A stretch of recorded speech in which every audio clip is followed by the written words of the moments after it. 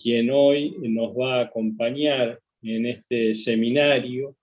que hemos dado en llamar Gestión Jurídica de la Pandemia, para coordinar una mejor defensa de los intereses del Estado. Ya han participado importantes autoridades, desde la Secretaría Legal y Técnica de la Presidencia, la doctora Vilma Ibarra, por parte de la Procuración también, nuestro Director Nacional de Dictámenes, la Directora Nacional de Asuntos Judiciales, bueno, el Ministerio de Educación, el Ministerio de Salud también ha tenido una participación muy importante. Todos nos han puesto al tanto, nos han informado de todas las acciones que han encarado en cada una de esas áreas, a fin de coordinar los esfuerzos, digamos, que el Estado Nacional ha venido realizando a raíz de la emergencia sanitaria, que se ha dictado, digamos, no solo se había dictado con anterioridad incluso a la pandemia, pero que a través de los decretos de necesidad y urgencia posteriores se fue reglamentando esa emergencia sanitaria, y ha hecho que las distintas áreas del Estado tuvieran que focalizarse dentro de sus competencias para atender un sinnúmero de situaciones que realmente no estaban previstas, ¿no?, en el quehacer diario de esas reparticiones. Hoy nos acompaña, como ya dije, el doctor Luis Romiti, a quien le agradecemos profundamente porque está atravesando un pequeño problema de salud, tiene una disfonía, no se ha sentido del todo bien, sin embargo, ha hecho el esfuerzo para acompañarnos, así que vamos a tratar de ser breves todos, para que el doctor pueda darnos su punto de vista, los aspectos más importantes de la gestión de su área, y yo les diría que si hay preguntas o alguna cuestión, alguna duda que quieran plantear, nos la manden por escrito a la escuela, a la doctora Gabriela Fernández o a mí, a la dirección de ECAE, y nosotros se la haremos llegar oportunamente al doctor Romiti para que él nos haga las aclaraciones. Así no abusamos de su generosidad y de su salud. Así que hecha esta presentación, lo voy a dejar en uso de la palabra, doctor Romiti, y bueno, cualquier inconveniente, cualquier duda que usted quiera plantearnos, estamos a disposición para colaborar con usted.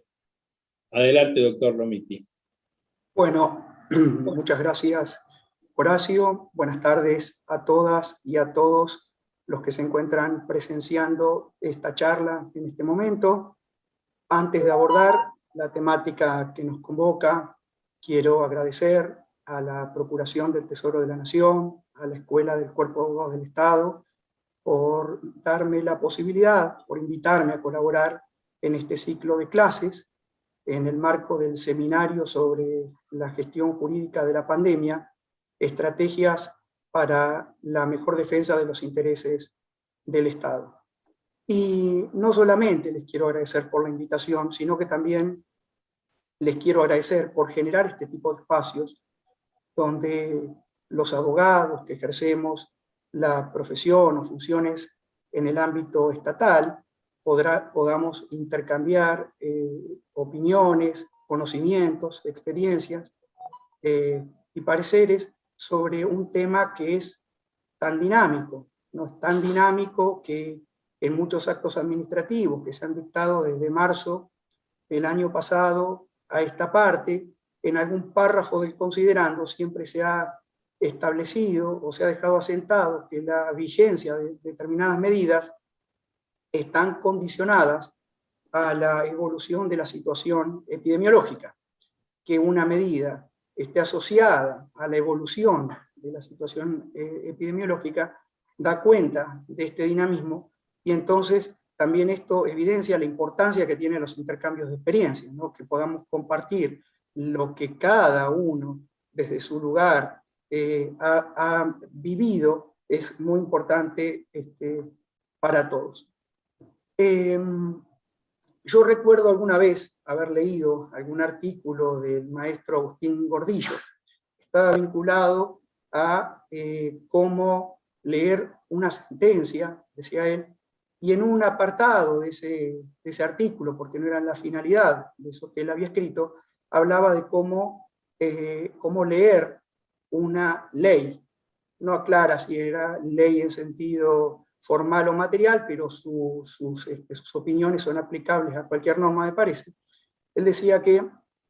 para entender una ley o para comprenderla, había que prestar atención al contexto político, social, económico del país y de la época. Y para complementar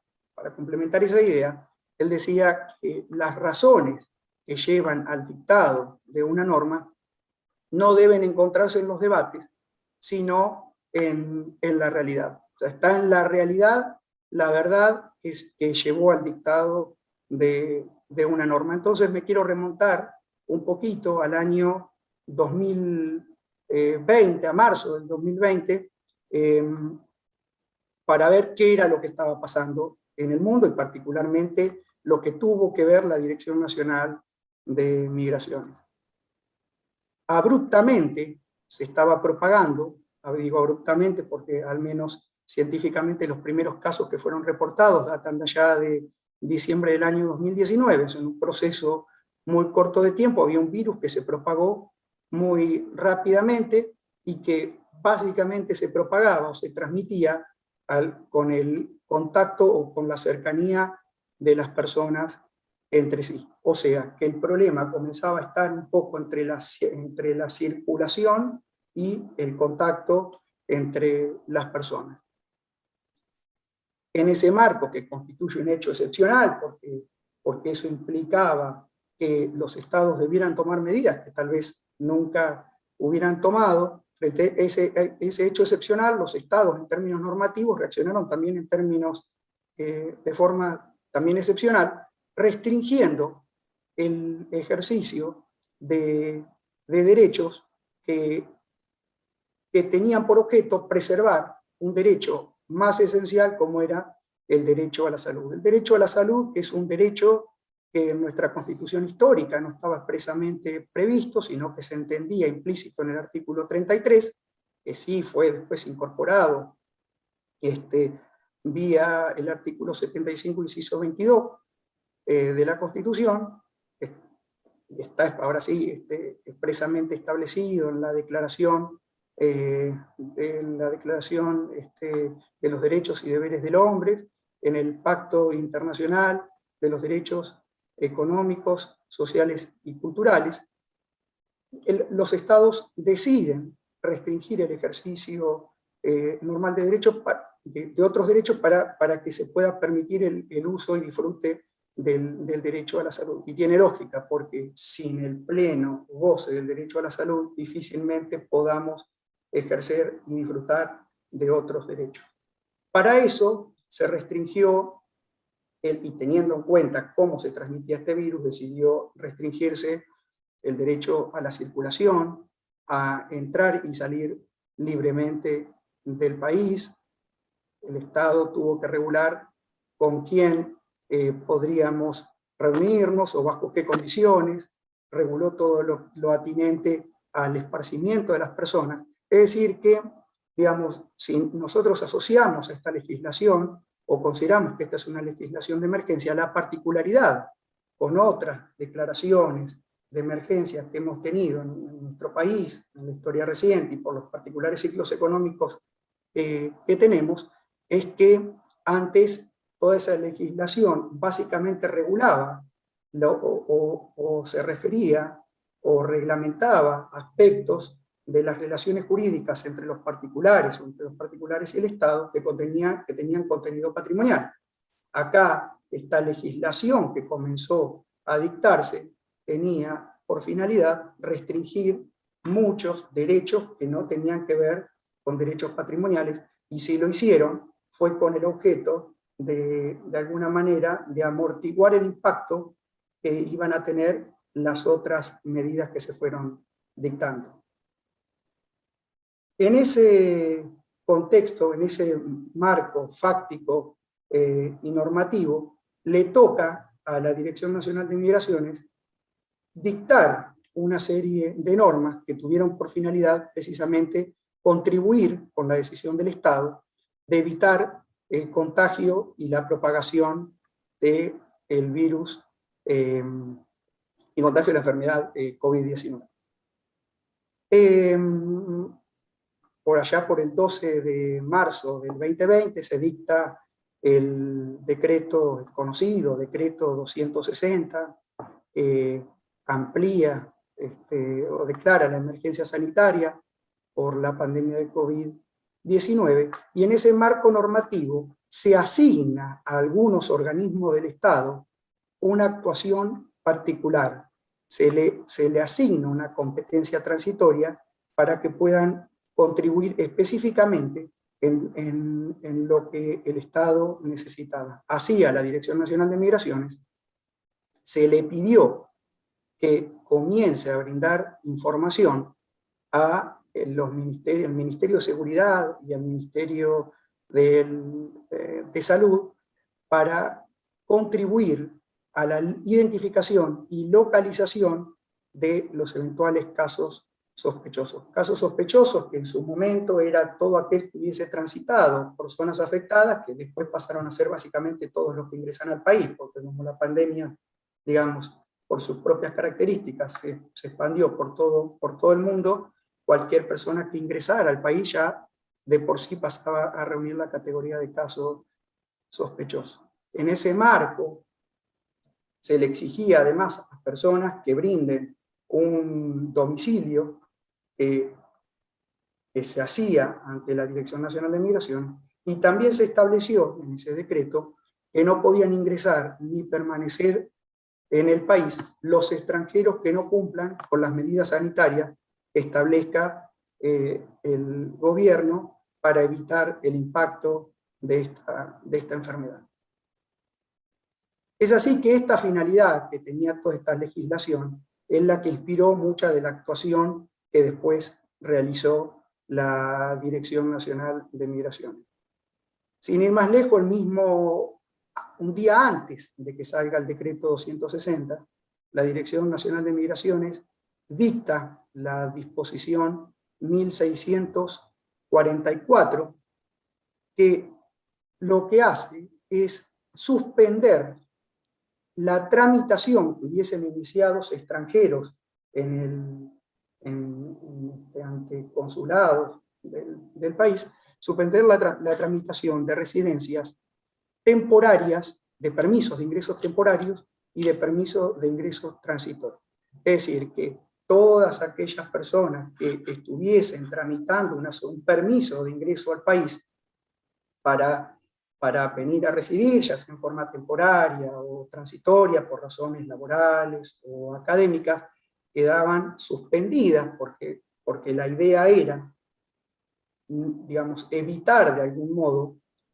el ingreso al país de personas que pudieran provenir de determinados lugares con el fin precisamente de evitar la circulación de personas que eventualmente pudieran estar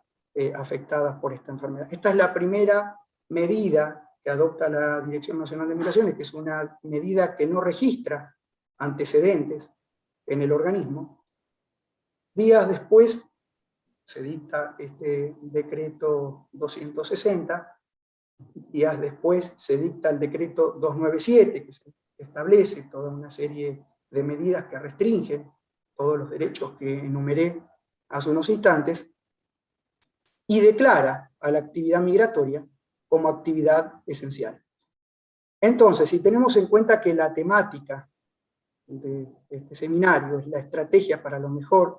defensa de los intereses del Estado, para nosotros una buena estrategia era garantizar en esa coyuntura la prestación, el ejercicio de las competencias ordinarias del organismo, más las competencias, llamémosle extraordinarias, por tener este carácter transitorio que se asignó a través del decreto 260. Entonces, en este marco se dictaron una serie de medidas adicionales a las suspensiones que ya se habían dictado, solo por mencionar algunas que son como más trascendentes. La disposición 1714, que es una disposición por medio de la cual se suspenden, primero se prorrogan todas las residencias que pudieran estar venciendo a partir del dictado de la medida, quedaban prorrogadas automáticamente en principio por un plazo de 30 días. Esto es con la finalidad de mantener la regularidad migratoria de todos los extranjeros que ya los tenían y que no nos coloquemos en situaciones de irregularidad, porque muchos de estos grupos son grupos vulnerables, que además, digamos, si se tiene en cuenta la coyuntura que genera la pandemia, podían llegar a tener efectos negativos que un Estado inteligente quiere evitar. Además, se suspendieron todos los plazos para contestar intimaciones y se suspendieron, además, todas las operaciones de extrañamiento. El extrañamiento es una herramienta que se utiliza cuando una persona que está privada de la libertad ya completó el 50%, cumplió el 50% de la pena, esa persona puede ser expulsada a su país de origen. Entonces, teniendo en cuenta cuál era la coyuntura, todas esas operaciones decidieron suspenderse. Otra medida que adopta la Dirección Nacional de Migraciones es la implementación de una declaración jurada electrónica. Una declaración jurada electrónica que está dividida, digamos, en dos partes. Una es la declaración jurada de ingreso al país y otra es la declaración jurada de egreso al país. Este es el documento por el cual la Dirección Nacional de Migraciones adopta o cumple con toda con parte de esta competencia extraordinaria que se le asignó a partir del dictado del decreto 260. En esta declaración jurada, la persona que ingresa al país en la declaración jurada de ingreso informa en qué domicilio va a estar, es el domicilio que al Estado le interesa para el control de la cuarentena. Y también está la declaración jurada de egreso, donde a título de colaboración se hace saber, sin perjuicio que las normas se reputan conocidos por todos, en la declaración jurada se le recuerda a título de colaboración a toda persona que está saliendo del país que nos encontramos frente a una situación excepcional y que en el marco de esta situación excepcional pueden establecerse restricciones para que la persona pueda ingresar normalmente al país. Restricciones que no van a estar dadas porque el Estado argentino no va a permitir, digamos, que los ciudadanos no ingresen al territorio, sino que pueden regularse lugares específicos para que las personas puedan ingresar, por reunir las mejores capacidades para controlar el estado en que se lo hace, o delimitarse los cupos de los pasajes aéreos para que pueda ser controlado el ingreso de las personas. O sea que la declaración jurada se constituyó en una herramienta fundamental para la Dirección Nacional de Migraciones y que ha recibido, digamos, no hace tanto tiempo, en distintos medios, diversos cuestionamientos, porque en esta colaboración que brinda el organismo, indicándole a las personas que, digamos, a qué puede quedar expuesta, para algunos esto significaba como que se les estaba haciendo renunciar derechos, cosa que de ningún modo, digamos, es intención hacer, no porque en una declaración jurada se haga alguna aclaración específica, o sea, se haga un recordatorio, quiere decir que en sí misma la declaración jurada constituya una norma. Una persona puede suscribir la declaración jurada y después puede articular todas las opciones que considere necesarias. Y finalmente, en el marco de las disposiciones más relevantes que se fueron dictando, se dictó la disposición 3763, también del año 2020, que es una disposición que está relacionada con un decreto que también se dictó al comienzo de la pandemia, a los pocos días de dictarse el decreto 260, que es el decreto 274, es el que prohíbe el ingreso al país de todo extranjero no residente. O sea, todo extranjero no residente que eventualmente en épocas de normalidad, por calificarlo de algún modo, puede ingresar sin ningún inconveniente, a partir de ahí el ingreso quedaba prohibido. Con excepción de aquellos casos en que especialmente la Dirección Nacional de Migraciones autorice para atender razones de necesidad. Entonces, a través de esta disposición 3763, lo que hizo la Dirección Nacional de Migraciones es establecer cuáles son los requisitos, y lo hizo con este grupo porque era el que más, digamos, el que más demandaba el ingreso, es regular qué requisitos iban a ingresar, debían reunir las personas que soliciten el ingreso excepcional por razones de reunificación familiar. Es decir, había muchísimos extranjeros con familiares en Argentina que no son residentes argentinos y que querían venir porque tenían un familiar que se había enfermado o porque había alguna situación excepcional. Entonces eran tantos los requerimientos que fue necesario dictar un acto administrativo que agilice la tramitación de todas estas solicitudes. Bien. Desde el punto de vista judicial, después, digamos, me estaba olvidando que en la primera etapa, digamos, en la primera etapa del año 2020, acá dentro de la Dirección Nacional de Migraciones, hay un área, que es el área de una dirección de control de permanencia, que es una de las funciones ordinarias que tiene el organismo, es decir, el organismo interviene en todo el ingreso y egreso de personas al y del territorio nacional, pero además, tratándose de extranjeros, también interviene controlando la permanencia, o sea, controla la permanencia en términos de regularidad migratoria. Y hay un área de inspecciones, esa área de inspecciones que normalmente estaba abocada a este control de permanencia, ahora, digamos, si bien siguió,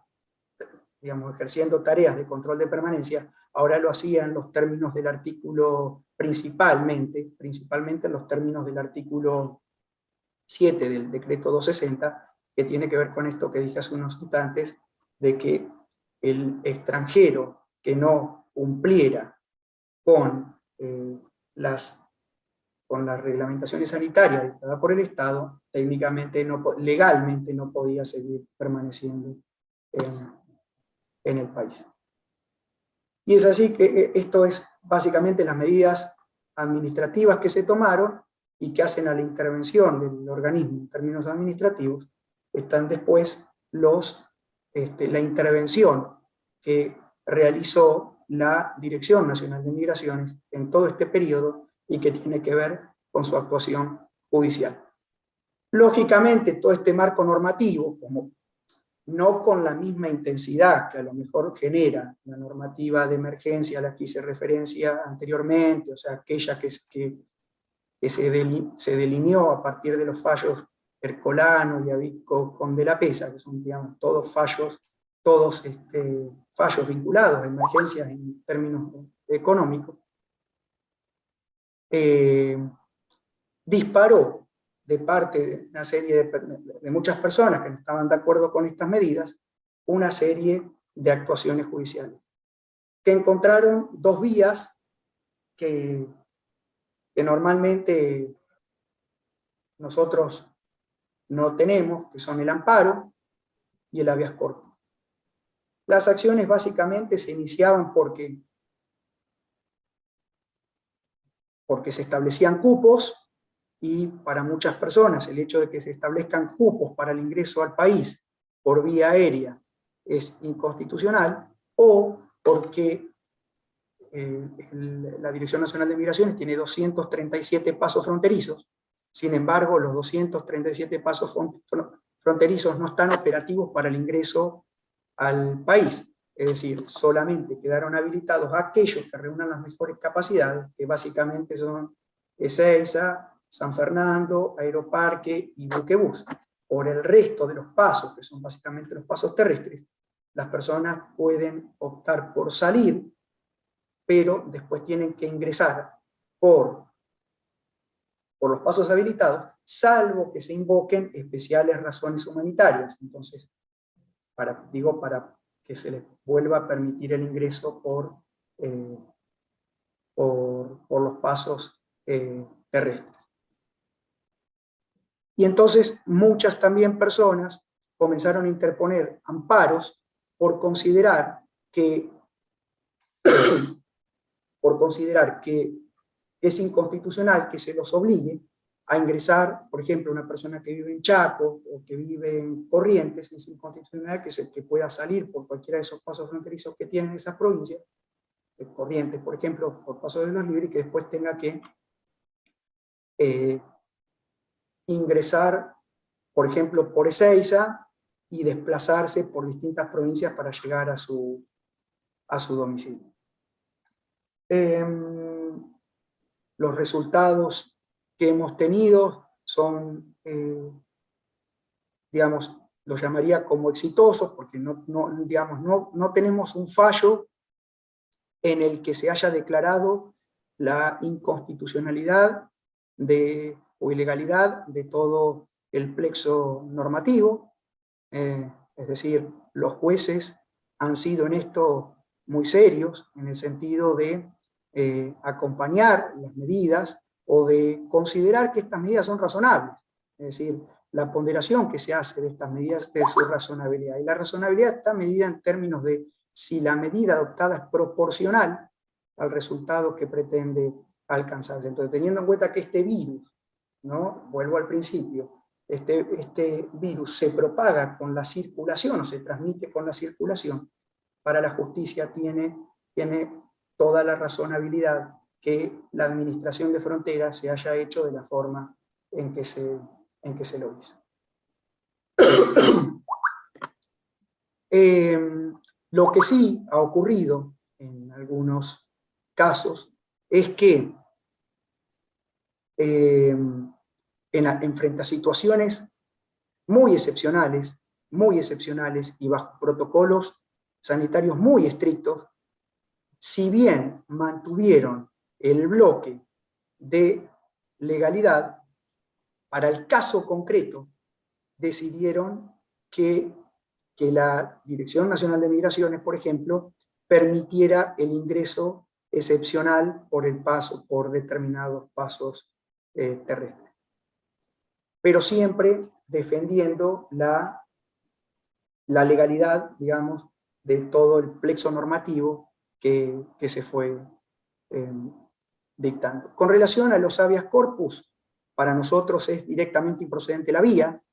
porque el habeas corpus, que es un instituto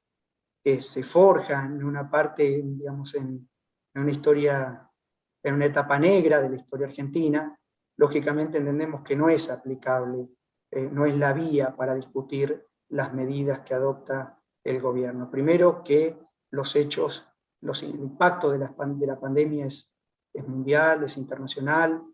Después, las medidas que se adoptaron no van dirigidas hacia ninguna persona en particular, sino que se adoptan con carácter igualitario y en forma indeterminada para todas las personas. Y después, lo más importante, el Estado, los organismos siempre están obrando sobre la base de la existencia de órdenes escritas emanadas de autoridades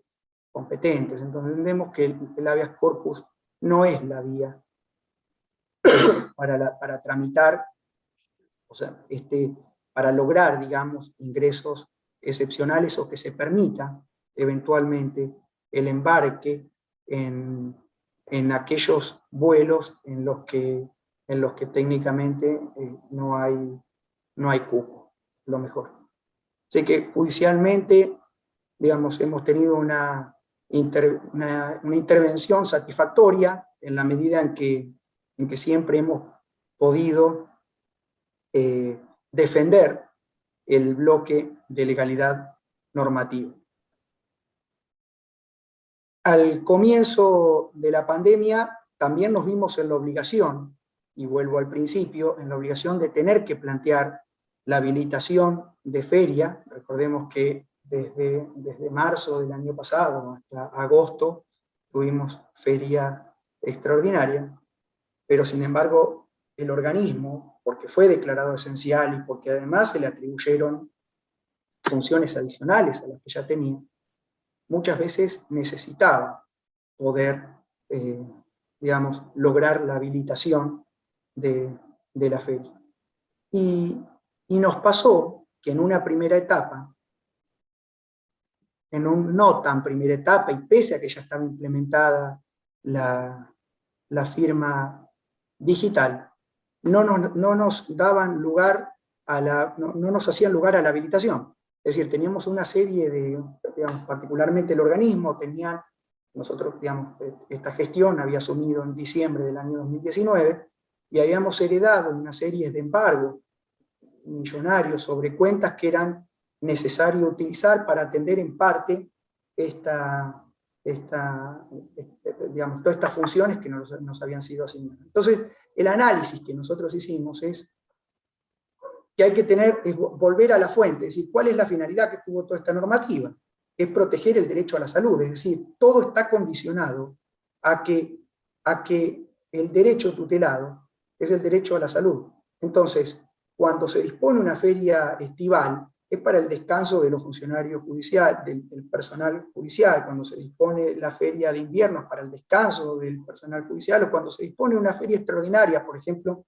cuando todavía era presencial la atención judicial para refaccionar algún edificio, por ejemplo, porque había una imposibilidad de poder ejercer la función judicial. La imposibilidad estaba dada porque tenían que descansar o porque el edificio, porque determinadas circunstancias no lo impedía, pero acá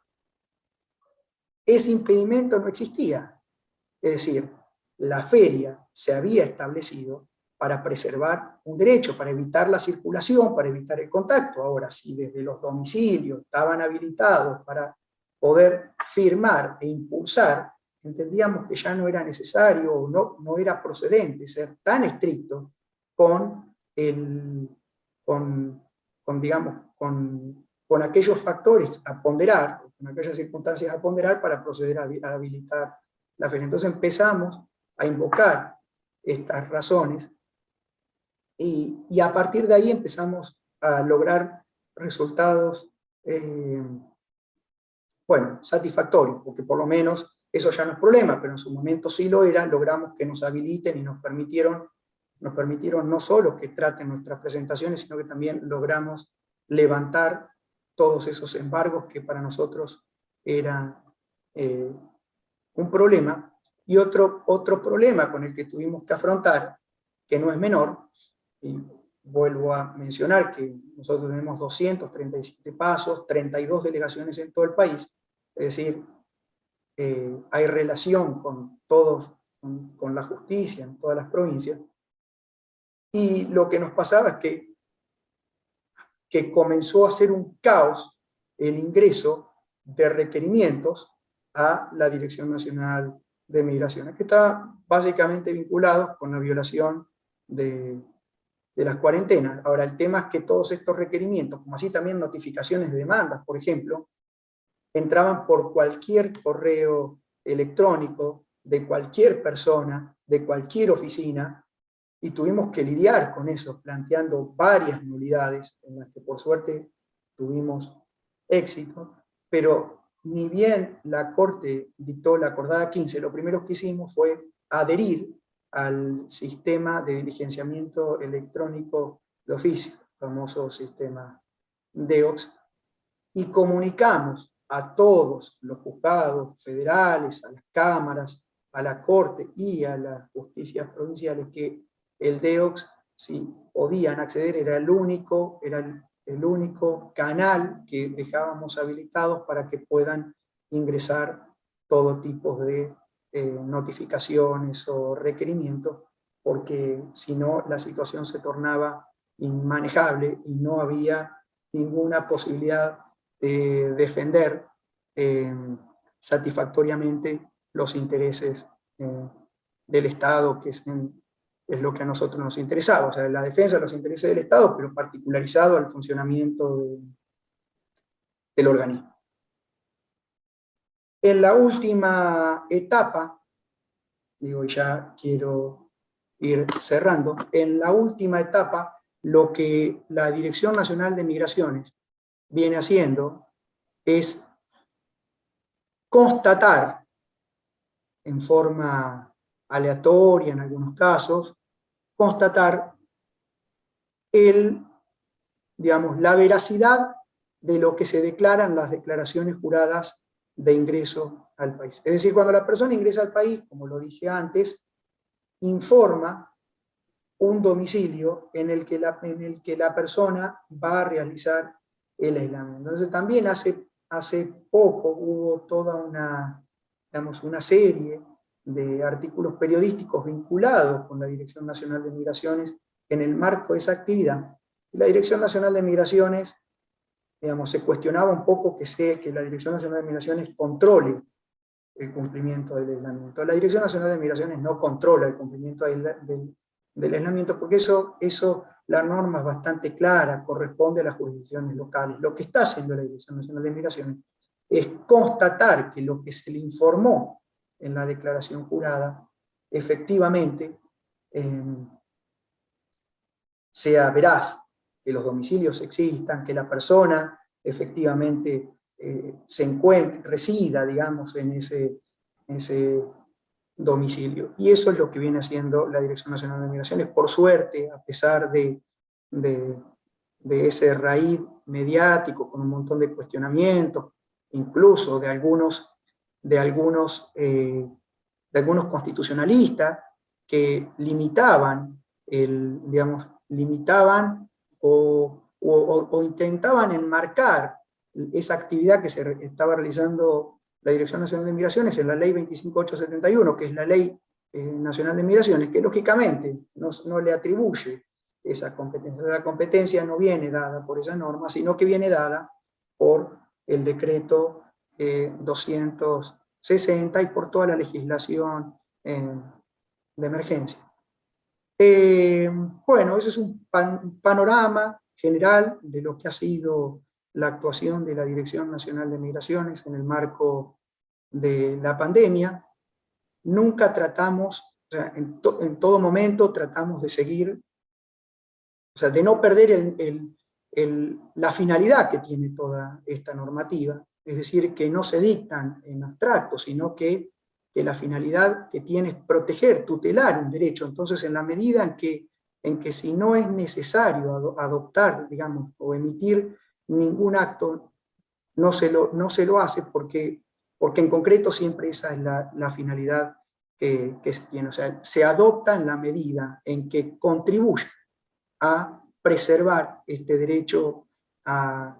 la salud, ya sea que lo consideremos como un derecho individual, como se lo llama en la categorización que hizo la Corte en el fallo Alavi, o en una faz que podamos definir como colectiva, ¿no? No sé, la Corte Interamericana de Derechos Humanos, en la resolución número 1 del año 2020, lo llama bien público. Para nosotros, digo, sería más acertado a lo mejor llamarlo derecho de incidencia colectiva, siguiendo la definición de la categorización que hizo la Corte en Alavi, derecho de incidencia colectiva que tiene por objeto bienes colectivos, entendido como la salud pública. Bueno, eso es en general lo actuado por este organismo, así que, digo, cualquier consulta, estoy a disposición. Doctor Romiti, ha sido muy claro, muy ilustrativo en su exposición. Nos ha mostrado un panorama muy concreto de los desafíos que ha tenido que afrontar el organismo. Y uno que viene siguiendo la doctrina y algunos fallos, ¿no es cierto?, en la materia, no podemos dejar de advertir la dificultad que se ha presentado. Usted bien decía que algunos constitucionalistas que de alguna manera cuestionaban los alcances de la medida. Se ha llegado a hablar también, en casos extremos, de un estado sanitario administrativo, ¿no es cierto?, como para definir esta situación, cuando en realidad lo que estamos es en presencia de un estado social y constitucional de derecho. Y me alegra escuchar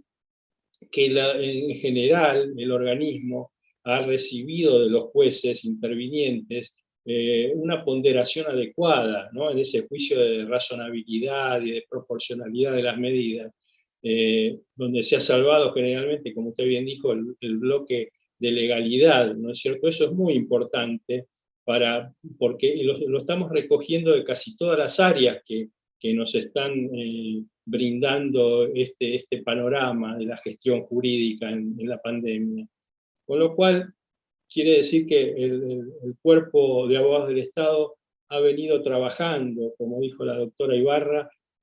muy atentos a las normativas y a los principios constitucionales. Eso es una satisfacción para nosotros que amamos el derecho y que pretendemos que la razonabilidad, la motivación del acto, la proporcionalidad de la medida siempre sea tenida en cuenta, ¿no es cierto? Así que eso lo rescato muy especialmente, doctor, de su exposición, porque ha sido muy clara en todos los detalles, ¿no es cierto?, que nos ha suministrado. Así que le agradecemos profundamente y no quiero, digamos, abusar de su amabilidad. No sé si alguno de los asistentes quiere formular alguna pregunta de forma verbal. Si no, lo vamos a liberar y le vamos a hacer llegar nuestras inquietudes a través de un correo electrónico o de alguna comunicación que tendremos personalmente con usted. Pero realmente creo que ha sido una exposición muy ajustada y muy ilustrativa. Así que desde ya, muchísimas gracias en nombre de la Escuela del Cuerpo de Abogados del Estado, de la Procuración del Tesoro y en el mío propio.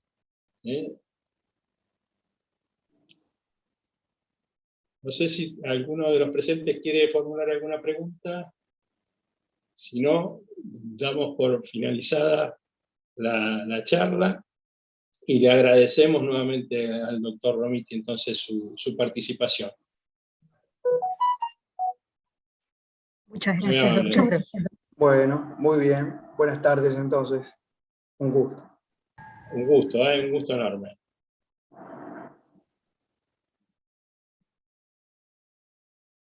Gracias, doctor Goetz, por acompañarme hoy. Por favor. Al contrario, un gusto, Gabriela, un gusto. La verdad que ha sido una excelente exposición, muy ajustada, muy específica y realmente muy ilustrativa de todas y cada una de las medidas que han venido adoptando y defendiendo, ¿no?, jurídicamente. Así que creo que vamos cumpliendo con los objetivos del seminario en cada una de las áreas. Creo que nos va a dejar una síntesis muy ilustrativa de cómo se ha manejado el cuerpo de abogados del Estado en toda esta gestión. Bueno, agradecemos a todos los participantes y los invitamos entonces para el próximo jueves, que van a exponer la doctora Arrieta y la doctora Ferrazano, coordinadoras y subcoordinadoras especialmente de asuntos societarios y administrativos del Ministerio de Transporte, quienes nos van a informar entonces e ilustrar sobre todas aquellas